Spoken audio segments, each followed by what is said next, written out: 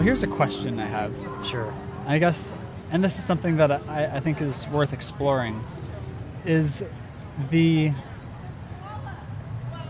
value of...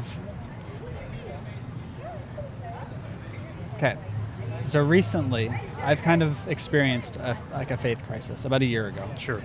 And I used to be Mormon. I used to believe in God and all these things.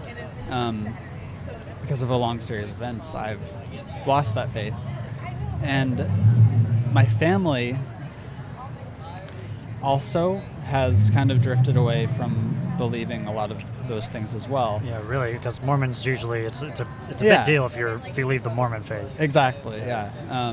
And so, yeah, I mean, I've been blessed in that, like, my whole family has kind of moved away at the same time, and it's been easier than a lot of other people experience. The question, though, is it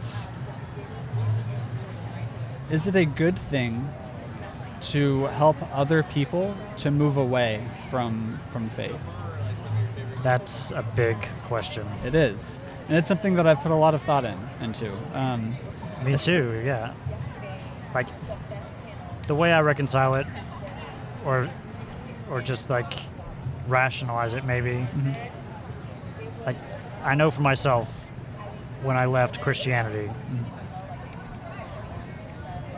I felt angry and lied to, and, like, it was obvious that I was wasting time Right. by believing in an afterlife. And I felt cheated out of the time I had already spent. And I felt a huge sense of urgency to actually make the most out of my life, now that I know I'm going to actually die and not live forever. Right. Can I ask how long ago that was? It's been 6 years now. Okay. Excellent.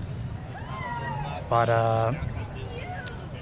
just seeing the scarcity of life, like, scarcity, the more scarce something is, the more valuable it is. It's just economics. And as much as that faith and religion gives to people in terms of comfort and community, is that stuff worth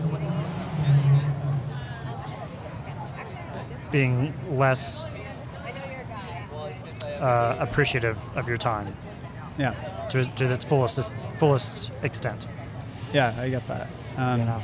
Some people that I've spoken to on this topic, they've expressed, like, one person that I know who is an active Mormon right now, they don't believe in the doctrine, but they enjoy the social aspect, and they enjoy having the community and everything. And I get that. Like, I experienced that for a large portion of my life, and I understand, that putting somebody in the position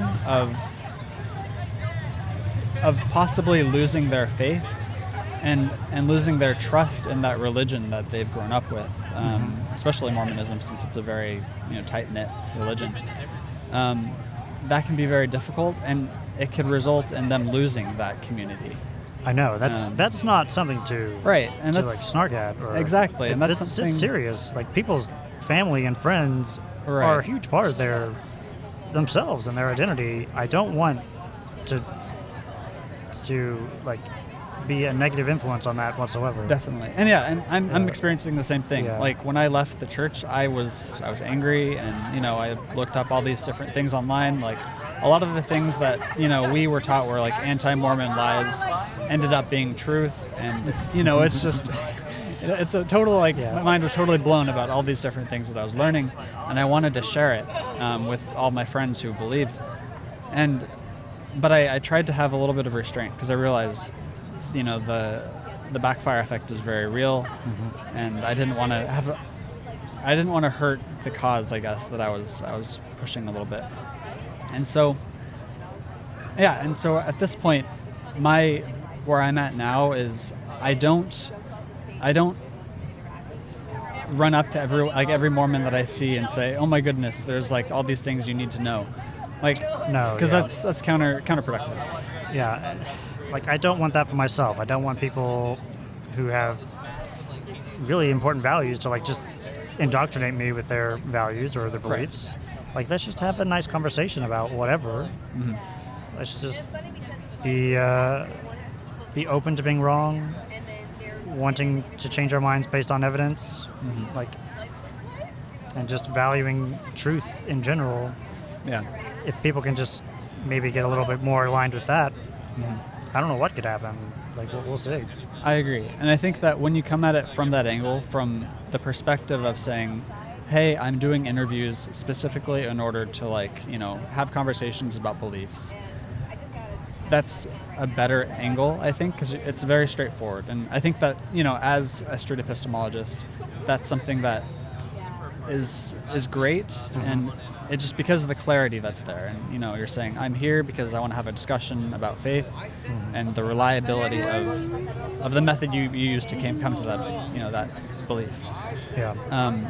From the perspective of somebody who's a friend and family, it's difficult because it's very possible that I would come off as like trying to tear down their belief. Trying to deconvert them or just and get them off of their faith-based beliefs. But yeah, those beliefs have utility, and they're like cultural artifacts that are incredibly, almost miraculous, or like we have evolved with them for millions of years, like ever since language. Like, we have been able to tell stories, and these stories have helped us in our tribes like become better people, and we're adapted to these stories. right. And it's very complicated, and our brains are just, they fit with these types of stories so well. And like being uncomfortable with like beliefs and truth is not something natural that comes to humans easily, I don't think. Yeah, exactly. I mean, I think that especially it's really all about the context that we grew up in. I mean, there's some people that grew up with parents that don't have beliefs, and they're totally normal, like okay with the idea. But I think you're right. In general, at least in America, majority of people, they do have a belief in God at the very least. Yeah. And questioning that can be a little bit confrontational sometimes. Yeah. But I wish someone would have done it to me. Yeah, I know, that's the thing. And I think this is like the best thing going in terms of just having a conversation about it. Yeah. I don't want to change people without their permission. Right. I want them to have the agency to go through whatever they want to go through. But just talking about values and beliefs in general, I don't see a downside. Yeah. Do you think that when you were 100% believing in whatever faith you had, do you think that a street epistemologist approach would have helped you maybe see a little bit more clearly what what you see now? It would have revealed my justifications to be incredibly lacking in their utility or soundness. Yeah. And that would have got me thinking, maybe. I don't know if it would have gotten me to where I am faster, but I know being insulted or being yelled at would have gotten me further entrenched in my beliefs, most likely. Yeah. Yeah, no, I think that of the different methods that I've seen, this is probably the best method. Yeah, it's to be seen, it's to be determined. Right. We're experimenting now. Yeah. Like the data, like the jury's still out, but I think I have a lot of confidence in it. Cool. Yeah. Me too. Yeah. I mean, I think that it's, if they're comfortable with, like, really the key thing is getting them comfortable with the conversation that's being had. Yeah. Like, if they're coming at it thinking like, oh no, this guy's going to be trying to tear down my faith, then it's not going to go anywhere from the beginning. But if it comes from a place of, I'm genuinely interested in having a conversation about why I believe, and acknowledging that both people, well, at least maybe acknowledging to them, the person who is believing, that if they have a decent reason or like a legitimate reason to believe, that you would actually be willing to change your mind and to change your perspective. Yeah. And just being able to be open. And then the more open you are, the more likely they are to be open as well. Exactly. Yeah. I want to see more of that. Yeah. It's we'll see how it goes. Yeah, I know, that's cool.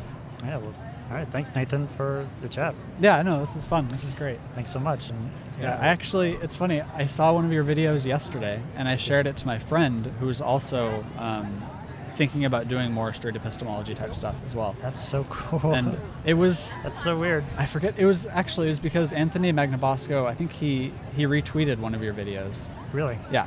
And he was it the one from here, from VidCon? It may have been. Okay. Because I remember it being just a really classic example of peeling back layers and showing that, just everything she threw at you, basically, it was like, all right, well, what if there's something a little bit deeper? Like, if that wasn't there, would you still have faith? And it was great. It was a good conversation. Yeah, it's amazing how simple questions like that can do for someone.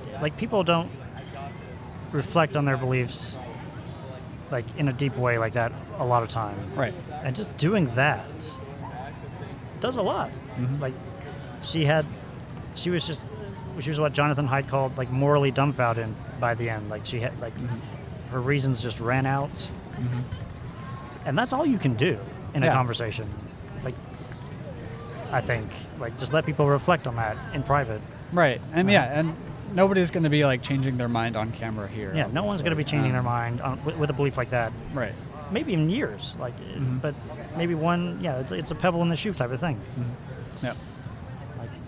But we need more people doing it. Yeah. Yeah. No. And I really do want to start doing stuff like this.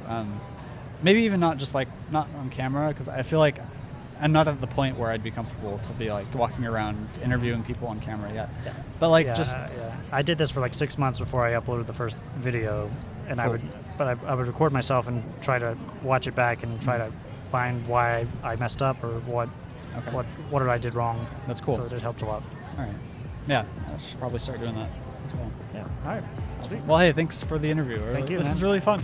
Yeah, it's great. Cool. All right. See you around. Yeah, definitely.